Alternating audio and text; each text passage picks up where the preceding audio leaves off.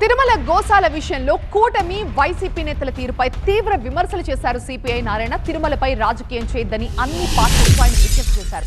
దేవుడిపై నమ్మకం లేకపోయినా తాము గౌరవిస్తుంటే దేవుణ్ణి నమ్మే నేతలు ఇలాంటి రాజకీయాలు చేస్తున్నారంటూ మండిపడ్డారు. భక్తుల మనోభావాలను దెబ్బతీయడమే కాకుండా తిరుమల శ్రీవారి ప్రతిష్టని అప్రతిష్ట పాలు చేస్తున్నారంటూ విమర్శించారు. ఇకనైనా తిరుమలపై రాజకీయాలు ఆపాలి అన్నారు సిపిఐ నారాయణ. నేను చేతులెత్తి దండం పెట్టి చెప్తా ఉన్నా, రాజకీయ పార్టీలకి జరిగిపోయింది, ఎక్స్పోజ్ అయింది. వైసీపీలో ఎక్స్పోజ్ చేసుకున్నారు, దాని సమాధానం వాళ్ళు చెప్పుకున్నారు, అయిపోయింది. మళ్ళా దీన్ని రాద్ధాంతం చేసి ఈ అంతర్జాతీయ స్థాయిలో ప్రాముఖ్యత కలిగినటువంటి తిరుపతి దేవస్థానం ప్రాముఖ్యత తగ్గించబాకండి. దాన్ని తగ్గించిన నష్టం ఎవరికి?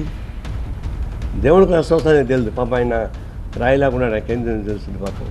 దీన్ని ఎవరైతే ఎక్స్పోజ్ చేస్తున్నారో వాళ్ళు దేవుణ్ణి నమ్ముతున్నారు, దేవునికి పూజ చేశారు, పాదసేవలు చేశారు. ఎవరైతే దేవుణ్ణి నమ్ముకున్నారో మీరంతానేమో దేవుణ్ణి ఆ దేవస్థానాన్ని గబ్బట్టడానికి ప్రయత్నిస్తున్నారు. మేము వ్యవస్థను కాపాడడానికి మేము ప్రయత్నిస్తున్నాం.